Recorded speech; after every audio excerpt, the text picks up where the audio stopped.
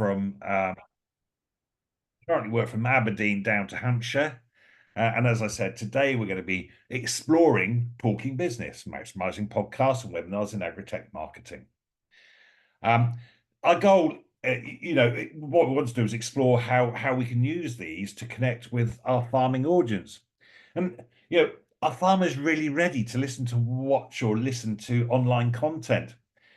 Well, actually, it's been happening since Whit Week of 1950, believe it or not, when the BBC, when BBC Radio launched The Archers. Hopefully, I'm the oldest in the room, I think, by some margin. And The Archers still runs on the BBC on the radio today. But they launched it in 1915, and initially it was intended to focus on the farming community and to share messages about farming techniques. And for example, during the first year of broadcast, the storyline included Dan Archer retiring his working horses, Boxer and Blossom, reflecting the increased mechanization of agriculture. And in fact, the Archers attracted a larger than expected general audience, and as a result, they broadened its appeal. And in the words of the BBC, it became a serial play of country life. Over 20,000 episodes have now been aired. That's incredible, isn't it? And it's the world's longest running present day drama by episode numbers. And of course, nowadays you can download each episode to listen at your convenience. The BBC also launched Farming Today as a review of current affairs in agriculture at home and abroad. Originally a once per week programme on Tuesday evenings at 7:15. From 1964, it became a daily show broadcasting at 6:35 in the morning. Nowadays, it starts at 5:45 a.m. Whether that's the BBC's way of reflecting how it prioritises its view of farming, who knows? So listen to content is nothing new in farming circles. And the biggest difference, of course, is the listener's ability to choose when, where, and how they listen, which has led to a significant rise in the popularity of podcasts and things like webinars. So today we're going to explore that and see if they can work for you. So before that, let's do some introductions. I've said before, I asked for feedback from attendees, and some like the round room intros, some aren't so bothered. But this is a mastermind, and I believe part of masterminding is building a trusted network. So I think it's important that we all know who's here today. So I will ask you to introduce yourself, and for the moment, can I ask you to succinctly share 4 things: your name, what you do, who do you work for, and your location, because I'm a nosy bugger and I like to know these things. Later on, we're going to get into broader conversations, and hopefully, many of you will share some of your knowledge and experience, and perhaps, you might have a challenge you face, and you want to see if we can collectively help you with that. So don't forget to turn off your mic, or turn on your mics, I should say. Keep it precise. So, Tom, what's your name, Tom? Morning, everyone. My name's Tom McHarg. I'm the marketing manager for a sustainable agri-tech company called Map of Ag, and I'm based all the way down in sunny but cold Brighton on the south coast. Great stuff. And actually, Brighton was where I went to Plumpton Agricultural College, which is just over the downs from Brighton. Yeah, exactly. Fantastic years there. Anyway, enough of me. So yeah, who's next? Luke Stark. What's your name, Luke? Morning. So yeah, I'm Luke Stark. I live in Cheshire, like Daniel as well. I am a health, safety, quality and environmental management consultant, and I'm self-employed. I have my own business. I work within a couple of different sectors, agriculture being one of the main ones. Great stuff. Thanks, Luke. And just to keep things simple so I can remember names, other Luke, what's your name, Luke? Right, Luke Boxall. I run a company called Soil Nurture. We focus on vermicast-based products, helping farmers reduce the amount of chemicals they're using. I'm not based in Cheshire. I'm based in Shropshire, so just below you. But we're real dairy county, aren't we? I mean, you guys don't. Yeah. Anyway. Mixed. Bianca, I don't think we've met, have we? Welcome. What's your name, Bianca? What do you do? Where'd you come from? Who do you work for? Thank you. So I'm Bianca Forte. I'm the business developer in SugarOx. SugarOx is a spin-out from Oxford University and Rothamsted Research, developing crop oil stimulants. Our head office is in Harpenden, but I'm currently this morning working from home in Leighton Buzzard, Bedfordshire. Great stuff. Well, lovely to meet you. Hopefully you get value from today. Hope you can tolerate the quirky sense of humor. But anyway, Daniel, great name, Daniel. What's your name, Daniel? Thank you very much. Yeah, I'm Daniel. I'm Business Development Manager at Opal Commercial, based in Cheshire, and we specialise in agricultural finance. Great stuff. Thanks, Dan. And Farouk, who are you? What do you do? Don't forget to turn your microphone. Hi, my name is Farouk. I am Daniel's marketing executive. I work with the host himself, Daniel Bennett. I'm based in Nigeria, and I basically handle all the marketing businesses behind the scenes.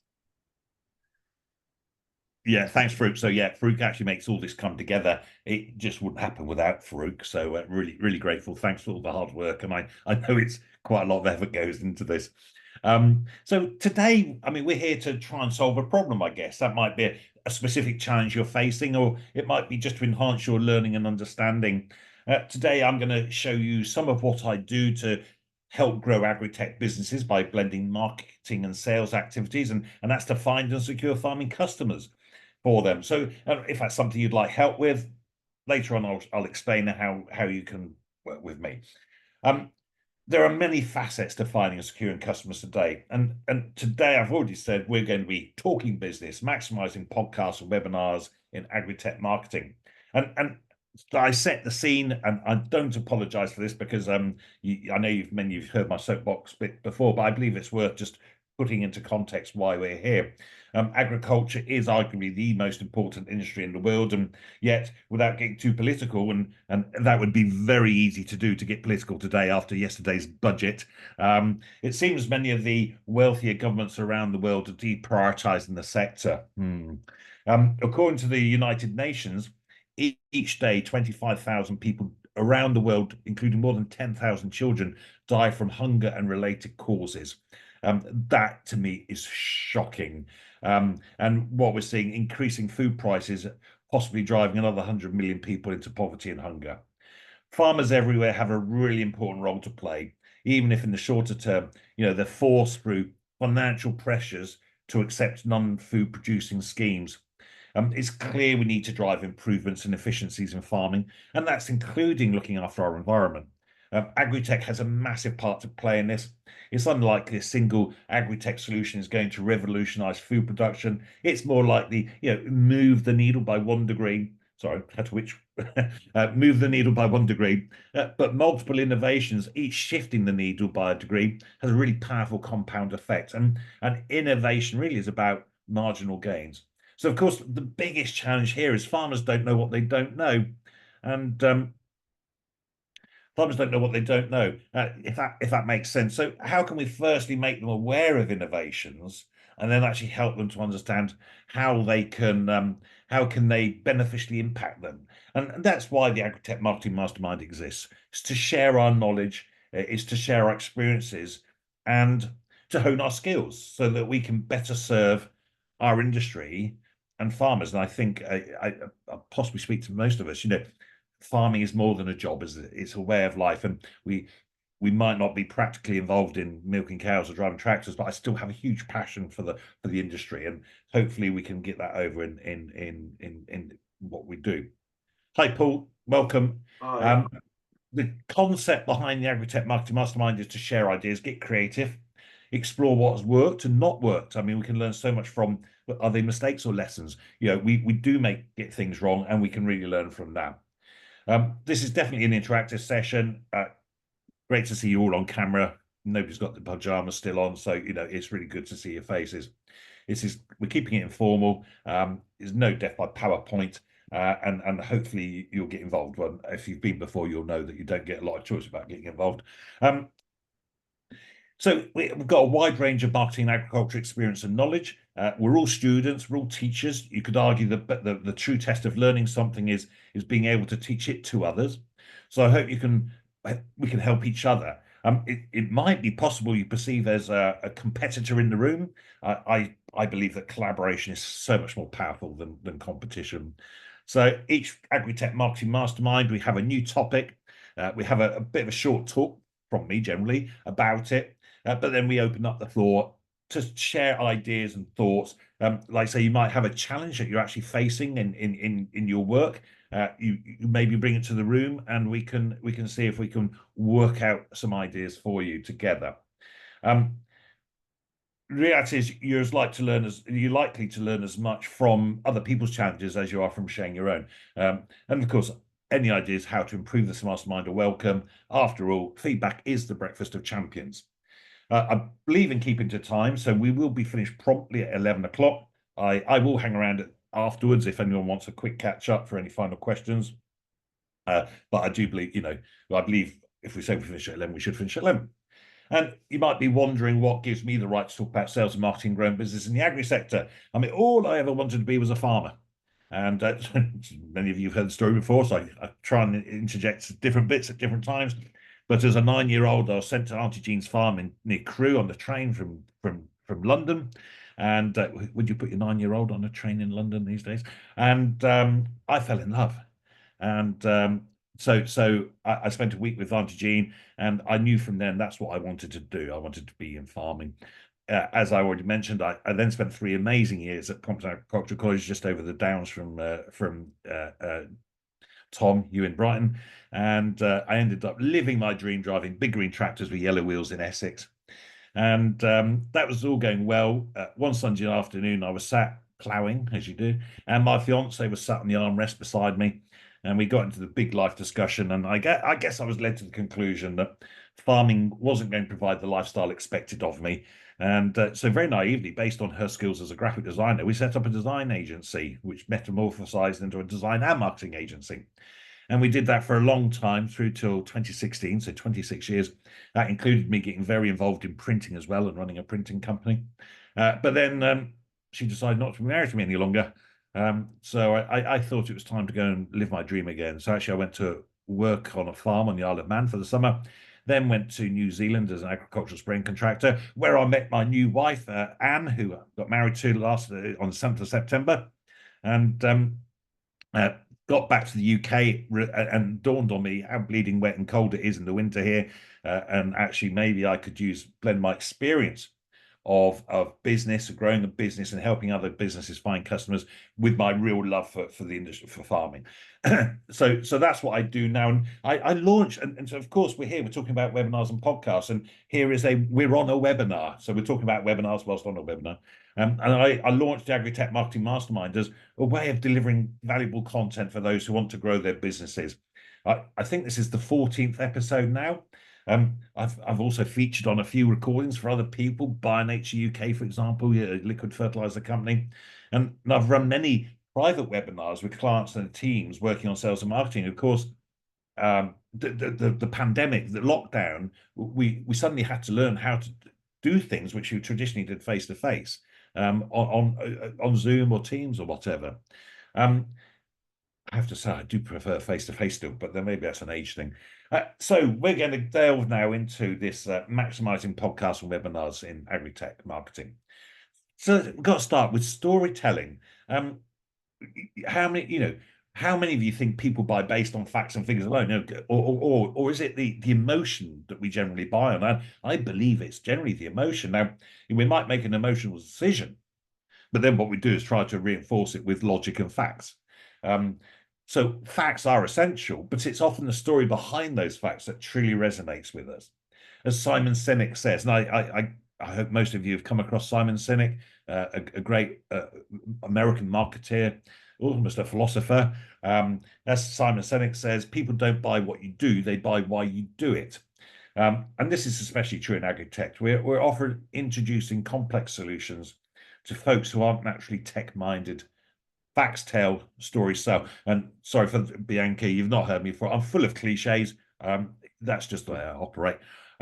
So as an example, Luke, you're here, you know the health and safety story. You've come across Mark Skivington and Smart Farm. So Mark Skivington, a farm manager who took on a new role in Aberdeenshire on a 4,500 acre farm. He had 300 cows in a robotic herd, 2,000 outdoor sows. Do you know how many piglets that is a year? It's about 40,000 piglets a year. It's just staggering, isn't it? Combinables, potatoes, daffodils, growing daffodil bulbs and daffodil flowers for the cut flower market, as well as a number of diversification enterprises. Mark faced an enormous challenge with health and safety. On the day he arrived, because just before he arrived, there was a tragic fatality on the farm. And whilst it wasn't his fault, it was going to be his problem. The pressure put on him by the health and safety executive almost finished him off. But thinking there must be a way of complying to HSE's demands led him to develop the Smart Farmer app, a tool that simplifies safety management for farms, making it affordable, accessible, easy to use, whilst providing the compliance, the audit trail that health and safety executives demand. So, I mean, when you're thinking about stories, have any of you faced a situation when necessity drove you to innovate, or perhaps where a story helped you to sell a solution that data alone couldn't? And Daniel, other Daniel, I'm going to pick on you. I know you come from a farming family, a dairy family. Sorry, I can't even say it now. A dairy farming family background. There's too many words in that, isn't it? And you know, I know you're building your farming customer base, but actually your background will really resonate with them, because it tells your audience that you actually understand where they come from. Share your story, work it out, practice it. So others, have any of the others got a particular story? I mean, Luke Stark, just you of course, I know a bit about your background as well, coming from track and commercial. Again, a really great story to be telling, saying that actually I bring that experience, and in my mind, and sorry, I'm lecturing now, in my mind, you know, farming health and safety is where construction health and safety was however many years ago, 20 years ago. So actually bringing your knowledge of that sector to farming, where we really got to up our game, we really got to up our game, is so, so powerful. So have a think. And so as an action point, think about situations where necessity drove you to innovate, or perhaps your story of where you come from and how that story impacts on how the impact. Sorry, how your story impacts on the solution that you provide. Really, really powerful. And earlier in the year, at the Ag-Tech Marketing Mastermind, we did explore storytelling in a lot more depth with Sandy Kirkpatrick. I imagine some of you will remember it. Sandy is a great farming storyteller. In fact, we had so much to talk about, we ended up doing 2 parts of the Agri-Tech Marketing Mastermind around storytelling. And Farouk will put in the chat box the 2 links on YouTube where you can re-listen to what Sandy had to say. So what about choosing your platform? You know, podcast versus webinars. Do we really know what the difference is? Fairly technical, but you know, let's be honest, each has its quirks. So what's a podcast?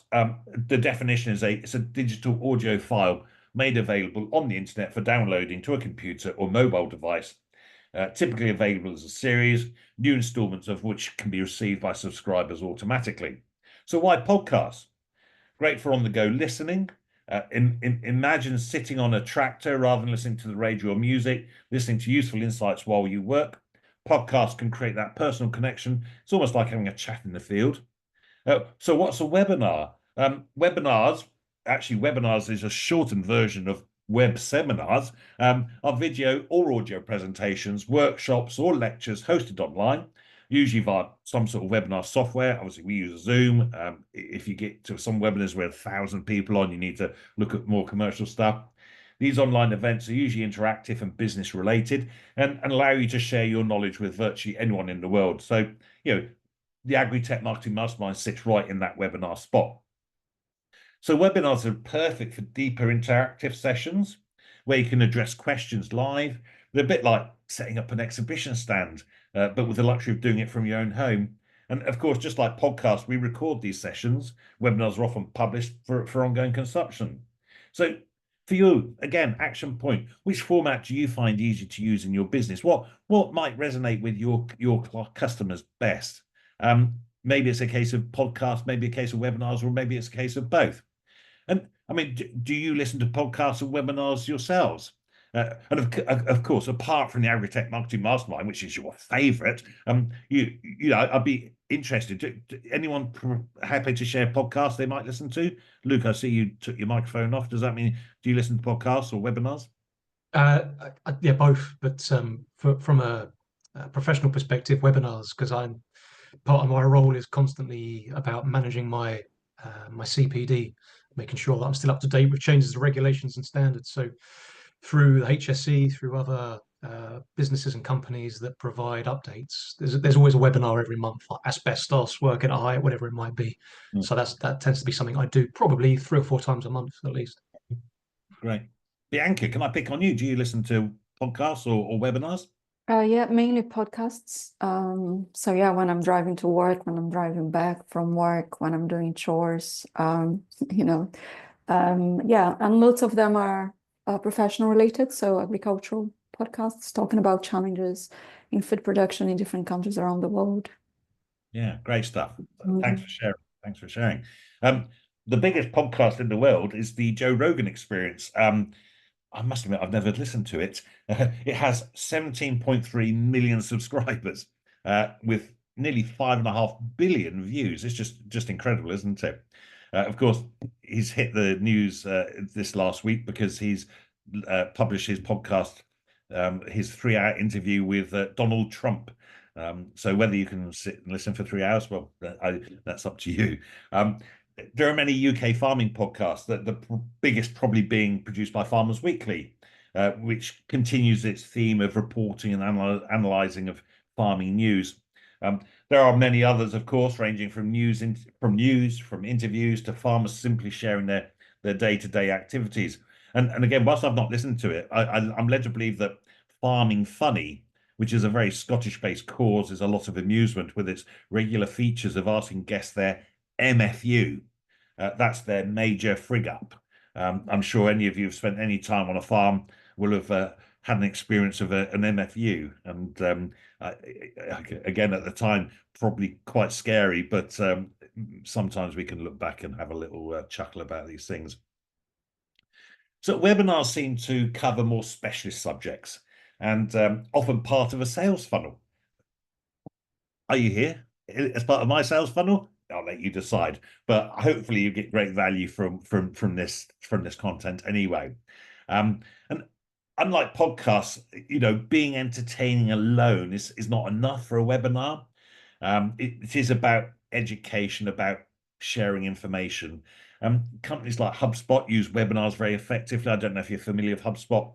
They're a CRM, customer relationship management software, although it actually started its life as a blogging platform. And they use webinars very effectively to not only show you how to use their software, but engages their audience and actually provides a great way for them to actually upsell, and by gum, they know how to charge. But HubSpot, you know, it's all about email marketing. It's about customer relationship management, financial forecasting. Very, very useful, you know, suite of content if that's what you're interested in. And as marketers, of course, we should. And the likes of AHDB and DEFRA seem to use webinars as a way of disseminating their factual information. So have a think in terms of an action. If you use, has actually anybody here done a webinar or podcast themselves? Have they actually published their own content? Was that a yes from Tom, or was it? Oh yeah, 100%. We've run a series of webinars, and again, we have the challenge of operating in the UK and Australia and New Zealand. And the point is that we can have a live audience and the content's fitting for that particular geography, but then we record it, we then post it on the website, we chop it into social posts and all that sort of stuff as well. But I suppose that could be a conversation later on. But yeah, webinars are really, really powerful in the moment and after. Yeah, great stuff. And if you ever need a New Zealand accent, I'm very good at it. I have spent 6 months there. Yeah, yes. But yeah, no, really good stuff. Anybody else actually published their own webinar or podcast? No. Okay, great stuff. Great opportunity. So, key strategies for creating engaging content. Let's talk about making these tools engaging. And firstly, we've got to know your audience. I mean, this is, you know, normal marketing stuff. every successful podcast or webinar starts with understanding who you're talking to. Farmers, industry professionals, ag tech investors. I mean, each group has a different, has different pain points and interests. And remember the old cliche, another one, try to talk to everyone and you'll end up speaking to no one. So who do you most want to reach? And what's the one message you think they need to hear? What is your point? And why should your audience care? So you need to keep it short and sweet. No one wants to hear a lecture, and I try desperately not to get into lecture mode when I do these Agri-Tech marketing masterminds. Nobody wants a lecture, not on a podcast, not on a webinar. In our industry, people are busy, so content needs to be valuable and to the point. 20 to 30 minutes per podcast episode, and keeping webinars interactive, which is something I try and do. Well, you don't get a choice, do you? We've got to mix education with a bit of entertainment. Humor never goes amiss, even if the topic's technical, sprinkling relatable stories. Mark's Skivington story I've showed you about Smart Farm, it's not humorous. It's the human side that makes it memorable and relatable. Although I can add that Mark, as a true Scotsman, has a very broad accent, which means I only ever understand every other word he says. And the ones I do understand always starts with the letter F. But so again, as an action point, what can you add in the way of humor and relatability that will keep you and interactivity that will keep your audience engaged whilst delivering your valuable information? So we've got to think about how we convert listeners and viewers into clients. This is not it's not just a sales pitch, but ultimately we're all in business, and there's nothing wrong in actually recognizing that, and we're looking at creating clients and customers, and us Brits particularly tend to think of selling as a bit of a dirty word, but actually I believe that selling is service. If I can actually help and provide somebody with a service, then I think I have a responsibility to actually tell them about it and explain what it can really do for them. But what we've got to do is, creating the content is one thing, and then turning listeners into clients is quite another. And how do we do that? Well, firstly, we need to have effective lead capture and follow up. Last time, 3 weeks ago, we discussed exhibiting in the agri-tech sector, and from that, we came to the conclusion 80% of leads go cold without follow up. That's crazy, isn't it? And for the podcast and webinars, make it easy for your audience to take the next step, whether it's subscribing, signing up for a newsletter, or scheduling a one-to-one meeting. And actually, I'll add, this is why I talk about business development rather than marketing and sales, because yes, marketing can create leads. How often then do those leads not actually get through to the sales guys sorry, I use the word guys generically. We need to make sure that both these are connected up and working together. And maybe you want to encourage your audience to subscribe to a newsletter or scheduling a one-to-one meeting. So again, an action point for you. What's your follow-up process? How can you make it work for you? Is it an area that you need to improve? I'm sure none of you are bad at what you do, but so many people do fail on that follow-up. And cliche, the fortune is in the follow-up. And you've got to offer value in that follow-up. After the event, sending out replies, some additional resources, an offer to connect for a strategy session. This is where we move from entertaining to engaging and finally to enlisting new clients. So what can you put in place to ensure that your follow-ups are done in good time and effectively? Remember, one day older, one day colder. So keep those follow-ups really timely. And we need to measure success. We do these things again as marketeers. There's the creative element, but there's also the data side of it. We got to make sure that our efforts are worth it. So let's have some clear goals. Success isn't just about downloads or attendance numbers. Defines what matter most. Maybe it's about brand awareness, maybe it's lead generation, or maybe it's sales conversions. Let's track engagement. Look beyond the numbers. Are people reaching out? Are they engaging in comments or questions and answers? Are they asking for more content? I mean, all these signs mean you're making an impact. So action, how do you currently measure success in your marketing? Is it about numbers, engagement, or something else?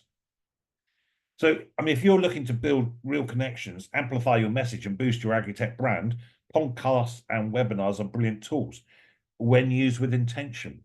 It's about telling the right story, choosing the right format, and staying connected with your audience.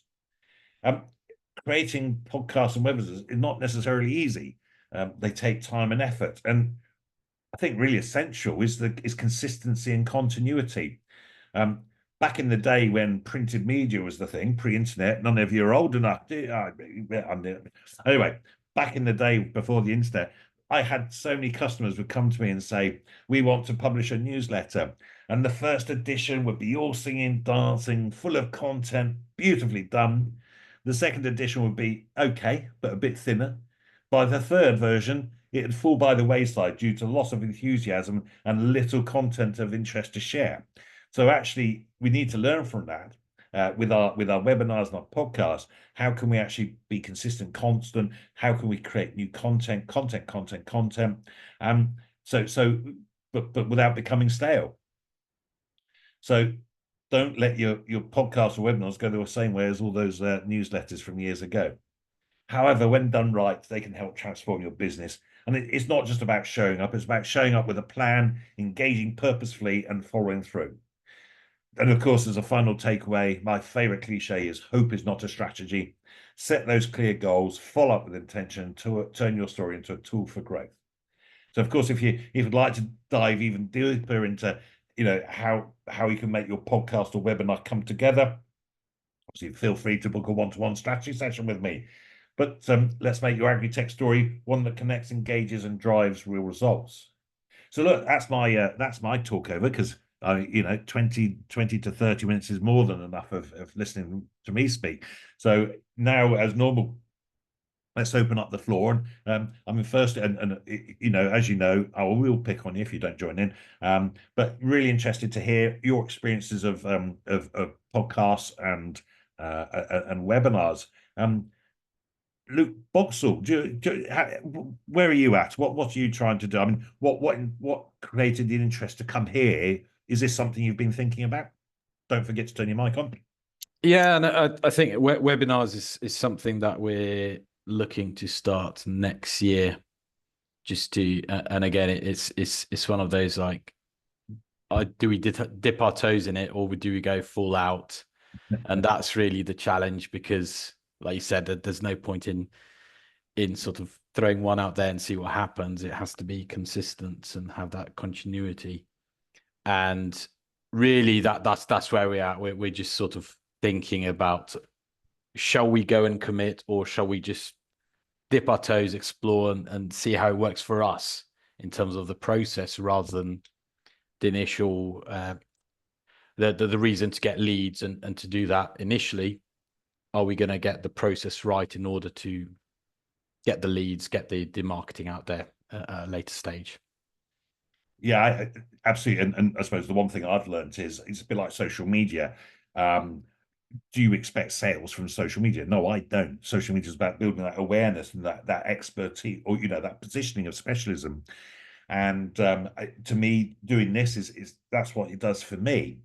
I have to say, what I do here is very much a process, which, I mean, Farouk very much involved in. And I don't know if you can see his background. Actually, he's got a logo on the back there saying MDS, which is the $1 Million Sprint, which is a program run by a chap called Richard Woods, who you may or may not remember from 10 years ago. I can't.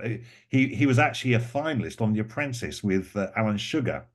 And he was proposing, or his pitch was basically a digital marketing agency, and he got through to the last 5, and he was taken out by the interviews, because they apparently he was already running a digital agency with his brother, and he wanted to set up another one with Sugar, and Sugar said no, it's all got to be one. Anyway, Richard devised this $1 Million Sprint process, and Farouk is in effect delivering that for me. So actually, if that's something of interest, and I mean, one thing, for example, is when we started this, we came up with 12 titles before we started the first one, so that we knew where we were going to go over that period of time. And some of other clients of Richard's do weekly webinars. I said fortnightly was enough. So in effect, with 12 titles, it's almost half a year's worth of content. So, and then we work on the content together. So if that's something you want to talk about, Luke, be very happy to share more of what I've experienced. Bianca, I'm very impressed. You've put your hand up. Normally people just wave at me. Don't forget to unmute. Sorry, I forgot I was muted. I have a question for the group. We are a venture at pre-commercial stage. We're still developing our biostimulants, and we've secured funding from Innovate UK recently to accelerate the commercialization of the first product here in the UK. So I would like to start engaging with UK farmers to raise awareness of our new type of biostimulant technology, validate a few of the assumptions in our plans, and also capture their interest in running field trials with us in the future. I wonder if anyone in the group here has had experience delivering webinars for UK farmers, and if they have any lessons learned to share. You know who I'm going to pick on, don't you, Tom? I mean, because of where you map of ag and what you do, quite technical, quite specialist niche. You're obviously already doing content. Can you help, Bianca? Yeah, so actually in our strategy, because our software solutions are so broad reaching, I mean, it's for farmers, it's for the supermarkets, for processors, etc. I've actually got some of the titles in front of me just to show how specific we get, because, as you were saying, Daniel, was you talk to everyone, you're not talking to anyone really, but some of the headlines we've had of streamlining agri-food emissions reporting, a dive into spatial data interoperability, harnessing smart data and modeling tools, just to name a few. So you might be talking to about 10 people in the UK, but those people will be big decision makers. So for us, we run those webinars, we then record it, and then we distribute it to our full mailing list. And a lot of people then take an interest in what we're doing. I think as well, having actually launched new biological chemical solutions into the UK, like I suppose you're trying to suggest, Bianca, is actually you want to target some of your marketing efforts towards what your distribution channels are going to be. So if it's going to be the buying groups, if it's going to be the logistical companies, if it's going to be the agronomy companies, you've actually got to target them specifically, because you've got to sell it to them before they then sell it onto the farm. But we've had no challenges on that front. Good. And actually just opened doors. In fact, we couldn't earlier in the year, we found ourselves in a position where we had a number of potential go-to-market partners requesting samples, and we couldn't fulfill the amount of interest that we had.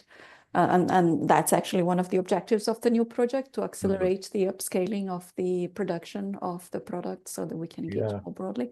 But what we would like to do is bring the farmers on that journey with us of product development. And it's a relatively new audience for us because our model is B2B. So I was just wondering if any of you guys have had the opportunity to run webinars for farmers in particular, and if there's anything that you think would work well in getting them to subscribe in the first place, but then getting their attention during the session as well. Yeah, how I'd suggest going about that is actually working with those distribution partners, because if they've already got the outreach to the farmers, right, then you can work with them. So it's always sort of a win-win-win situation. And that's where part of our work with webinars, we've worked with big brands like Sainsbury's, Morrison's, technology partners. It could be someone like Accenture or whatever. But it's working with those people, because then they're also getting something from it, and it costs, in theory, pennies to run these webinars. But those people will then pass it on to their farmers because they want to get something from it as well. So, it's not that you want to outreach to the farmers, it's working with those people that already have the reach to the farmers, and lack of a better term, you're trying to take advantage of the channels they've already got and just working with them. I think that's where you have a strong opportunity, and ask them if there's any questions that the farmers have about biostimulants, because I know there's always a challenge with biostimulants of people think it's sort of magic beans in a can sometimes, and what value do people really get from it? So I think it's finding a question, then saying the solution. Oh, here's a biostimulant, and here's how we fit into it, and here's our research on it. So you're trying to sort of line it up to say you're the solution, I suppose, is the storyline for that webinar. Mhm. So I hope that might give you a bit of a basis of how I would have gone about it. Yeah, yeah. Mhm. I mean, just to add to what Tom's saying, marketing to farmers is difficult. They are. I mean, there are progressive farmers out there, sure, and that's why Agri-Tech exists. But to actually interrupt their thinking is to grab that attention in the first place.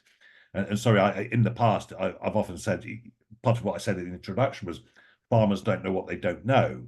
So actually, how do you actually break that to actually ask them to actually ask questions about what they don't know? And if you'd have asked a farmer in the 1890s, how do you want to make your ploughing more efficient? They'd probably say, let's have another team of horses. The reality is, here we are now, where a team of horses would plough an acre a day. Now we can plough 20 acres in an hour. And but of course, the further advance of that is we don't plough at all sometimes, which back then would have been inconceivable. So this is the problem of they don't know what they don't know, and how do you actually interrupt so that you can actually take an absolutely totally new idea to them? And I suppose from my own experience, the one thing is it takes time, and farming is seasonal, based around the year, and often an idea they see in June, the likelihood is they will do nothing with it until the following June because they see it again. And it's that sales cycle, that disruption cycle can take so long. But also, Dan, can I pick on you a little bit? Because I know whilst you might not be running webinars, you're currently trying to engage directly with farmers, providing them finance solutions. And you come from a farming background. Are you happy to just share your own experience of trying to launch a business with experience in finance, saying, look, agriculture is an opportunity for us? Can you share some of your experiences of that? Yeah, absolutely. Before it leaves my mind, I'll touch on what Tom said about utilising the distributors and introducers like that. 100% agree with that. Farming is a community. Whilst they are business people, it is a community. And I think 9 times out of 10, even if they feel something is right or wrong, they're probably not going to make that decision by themselves, and they're going to consult others. There's no competition in farming. It's a community. I'll use our business as an example. We farmers go directly to their bank a lot of the time to borrow money for whatever they may need it for. We act as a broker and approach 30, 40 banks, for example. On paper, brilliant idea. We can pitch that to a farmer, they'll understand it, but a lot of the time they'll still speak to their accountants, they'll still speak to their consultants, even though in their head it makes perfect sense. They'll still seek advice from other people as well. So I think Tom makes very, very valid points there. And yeah, in terms of what we're doing, I speak to people who would be able to introduce us and also direct to farmers, which is where it gets difficult. So, I mean, webinars, yeah, they may work. Podcasts, I think, are a great idea. I love the point, Dan, you make about sitting in a tractor.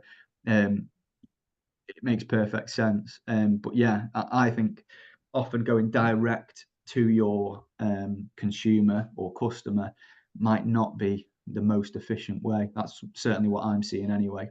You can work very, very hard to get one customer, or approach introducers and get 10. Luke B, you're in this sort of situation or going through this, I guess. Can you help Bianca? I'll try, but I think it's like everyone else. It's where I'm seeing slightly more success because we work directly with farmers. We don't go through distributors at the moment, and that's why we're thinking about doing webinars so that we can start going through distributors. But what I've seen is rather than webinars, being invited to go to seminars of farmer groups. I think that's where it's worked really well, but it has to be physical rather than online. Online, I've had success with vineyards, but that's very different from farmers. They're very different demographic in a way. So I found out that with farmers, you have to go to farmer groups and actually attend a physical seminar, hopefully with a bacon butty, because everyone likes a bacon butty, and that's worked really well. But that's with farm groups, so they tend to be quite innovative thinkers anyway, a lot of those people in those farm groups. And actually, you make a really valid point there. It doesn't matter how sophisticated we think marketing should be. It's about recognizing what's important to our audience. And you rightly say a bacon sandwich is a huge motivator at times. It's really, it seems so simple, but why ignore the simple stuff when we know it works? If it's in the morning, it's a bacon butty. If it's in the night, it's a pie and a pint. And that you know, and it's part of their social life as well. You know, and thanks, Luke. Luke, I mean, you've got a situation where, I mean, obviously I'm involved with Smart Farmer, and you're involved in health and safety. And one of our shared challenges is, you know, the attitude, the culture around health and safety is not good, to say the least, in farming. And it's almost like banging our head against a brick wall, isn't it, sometimes? So, Bianca, why I'm asking Luke is, um, you've got something which you're trying to educate farmers about what you do, the value of what you do, what's in it for them. And I mean, Luke, how are you getting on? And I'm sorry to put you on the spot because I know it's a real toughie. You know, where a farmer is resistant to, and farmers are resistant, they're cynical, miserable, moaning, oh no. But there is a little bit of that, you know, but they've got big jobs on, they're busy people. And how can we you know, engage them in the subject that at the moment they're just not that interested in? I think, well, as an outsider to farming coming in, the one thing I've learned very quickly is farmers are busy and they want to feel that the time that they're committing to something else other than farming is going to be worthwhile. And being able to present the information, certainly from a health and safety perspective, that will give them what they need to know very quickly. So whether that be figures on, you know, serious injuries, fatalities, that sort of thing, but persuading them and showing them that actually what can be done from a health and safety side of managing a farm doesn't need to be complicated. It doesn't need to take hours and hours of time. It doesn't need to be expensive. It can be incredibly simple. And almost in a way, sort of leading them by the hand through that process. And I think just being polite and respectful, I think when you go into that farming world, and it's very much like rail, my background is rail, and every area I've ever worked within rail has always been a very much a sort of family environment. Everybody knows each other, everybody talks to each other. And having that polite, respectful approach to a lot of farmers, I think, pays dividends. And just speaking to people on the level, I'm not there to pull the wool over their eyes. I want them to understand that actually making simple steps within health and safety will not only potentially improve and make your business more efficient, but for those farmers that have their families on site, will keep everybody safe. But they can be a bit of a challenge. You're always going to get the odd individual that can be cynical. We'll probably look at it from the perspective of what's it going to cost me. But again, if you can come back to that question and say, well, it might cost you X amount, but it'll also save you this amount of time because you'll have the evidence that the HSE may require. It will prevent or at least lower the risk of anything happening, which could slow down operations or even end those types of operations. When you approach it in a way that they understand and they can see as a benefit, I think it's reasonably, I won't say easy, but simpler to get them interested. Yeah, Luke, thank you. And just to add to that, I mean, with Smart Farmer, we're currently going through quite a big debate internally about how far do we dare go to actually poke the pain of the problem in the first place. It's a very sensitive area. If somebody's faced an accident on farm, a serious accident on farm, they're really going to feel it. So actually, but we don't want people to take up health and safety after the accident. We want them to take up health and safety proactively before the accident happens. So Bianca, again, what I'm trying to say here is, you know, it's about really recognizing the situation that the farmer is in and then aligning what you're doing to their situation. And just to add to some of the talk about using distributors and that to help build your audience. We've had some success. So I work with a company called Dudley Peveril, who are I'll say it again. Go on, got to put my teeth back in this morning. Farm diversification consultants. And when in the past we feel we've got something of value to say in terms of a webinar, what we tend to do is align with groups. So, for example, you've got the grassland groups, so they're dotted around the country. There's groups of farmers who get together and talk about improving grassland efficiency. Fascinating subject. And but actually, if we can get into their group and say, would your farmers be interested in hearing about thoughts about other farm income sources, they then bring their audience to us. So actually, with what you're doing, and I'm not absolutely clear about what you're doing. I'd love to learn more at some point. If you'd like to have a chat, I'd really like to understand what it is you're doing. But are there groups out there, agronomic groups, growing groups, machinery rings, whatever, who actually can bring their audience to you because what you do resonates with their members? So, Bianca, has anything there sort of helped? Has anything, I mean, I don't know what your background is, whether you've got farming agriculture experience. Within the room here, there is varying degrees of that. So I'm really hoping that some of this on the ground experience is helpful. And of course, always happy to talk more. Yeah. No, just to fill that piece. So I'm a bioscientist by background, but I haven't worked as a scientist during my career. So I've worked in innovation management and business development for a long time, always in a B2B context. So always, developing innovation projects between companies. And in sugar ox, although we have a B2B business model and we are going to partner with those distributors to sell the products to farmers in the future, at this stage, we feel it's important for us to get to know their reality a little bit better and validate a few of our assumptions.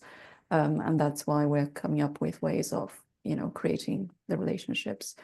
Not trying to sell to them, but, just understand their reality better than we do currently. Yeah, I say, in marketing, if traditional marketing training or education says, it's always selling the benefits, and of course we need to sell benefits. Farmers need to understand what the outcome is, but just to complicate matters, they love to get involved. They like to know how things work.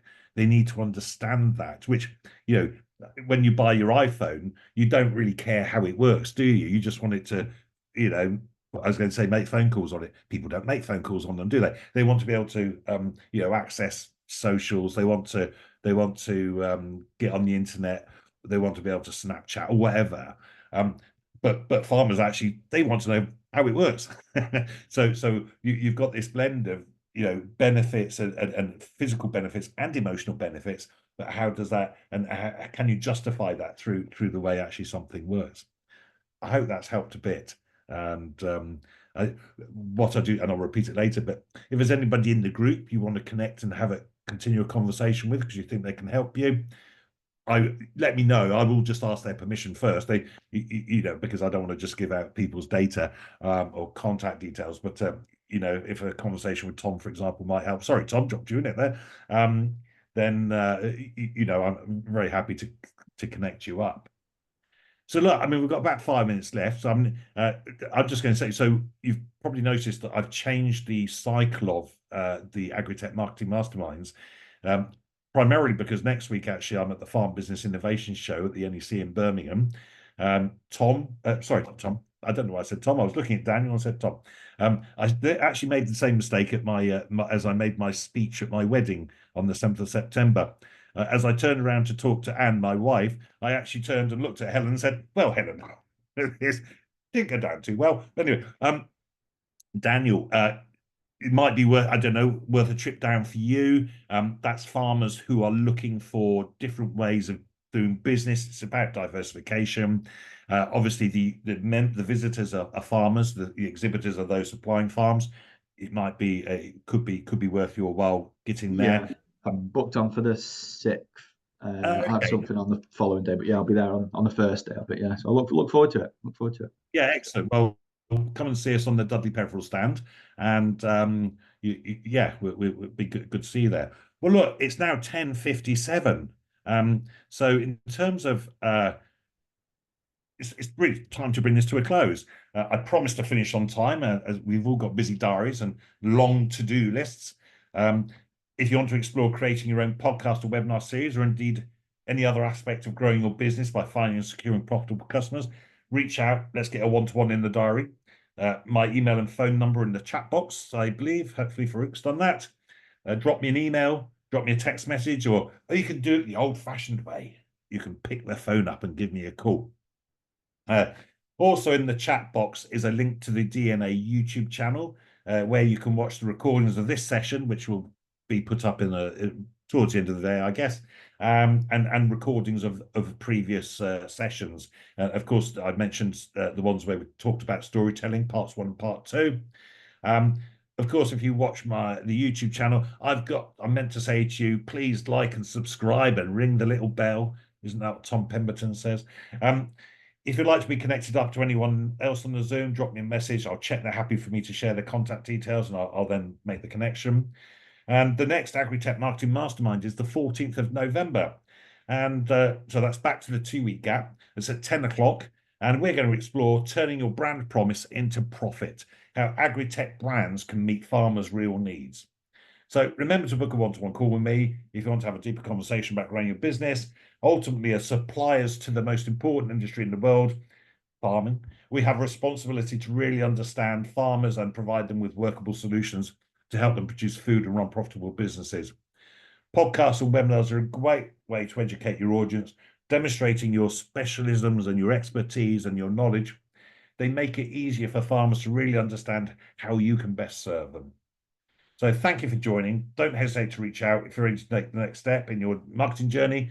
Keep telling your story and make it a memorable one. I'll hang around for a short while after if anyone wants to ask any further questions. And it's 10:59. I told you I'd be punctual. It's time to say goodbye. Remember, hope is not a strategy. Goodbye. Bye, everyone. Cheers, Dan. Thank you. That's all. See you later. Bye-bye. Bye. Bye. Dan, Sorry, Liz. How you doing? yeah, I just asked. So you mentioned about the app. There's some questions around that. I mean, if there's anything, you know.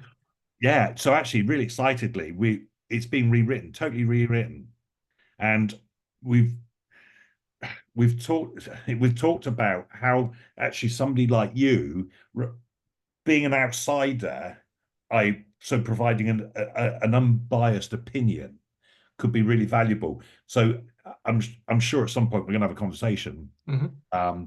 But yeah, it's just you know, rather than sort of bringing health and safety inside, what we're saying, look, we've got an app, but it's designed because we've had an expert opinion from people who are doing this day to day.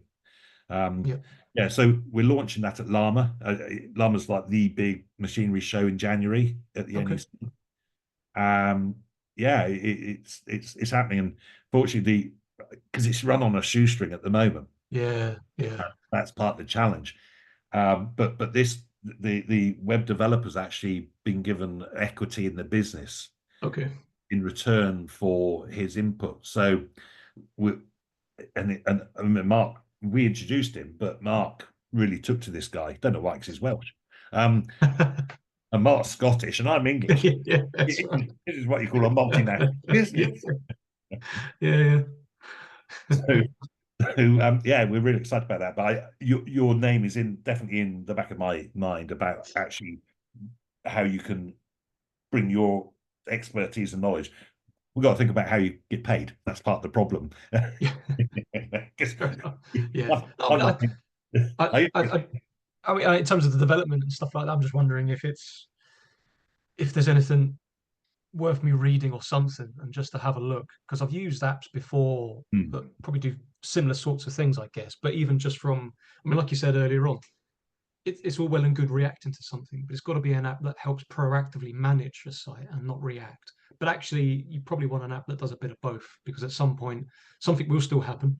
And if you've got something within an app that can help you record, investigate, and so on and so forth, that can also be quite a benefit. But if there's anything you want me to have a look at, just give me a shout.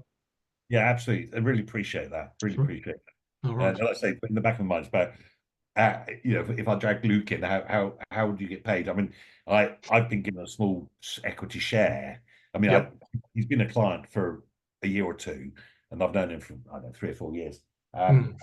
And he did pay me monthly, but we just haven't got enough cash to make it Yeah. happen. So Yeah. yeah, so I'm now doing it for nothing. Apart from I've got an hopefully one day this time next year I'll be a millionaire. Well, you never know. You never know. It only takes a few thousand people to download it. You never know. Yeah. You never know. Yeah. That's it. Okay. Okay. No, that's fine. Thanks, Luke. Really That's good right. to My see pleasure. you. Yeah, we'll see you soon. Take it easy, chaps. See you later. Bye bye. Hello, Farouk. You're muted. You're frozen. Are you there? Oh. Can you hear me now? I can hear you now, yes. But the screen is frozen. stop the There you go. recording. That's it. You're back with us. Yeah? Yeah, I said, can you stop the recording?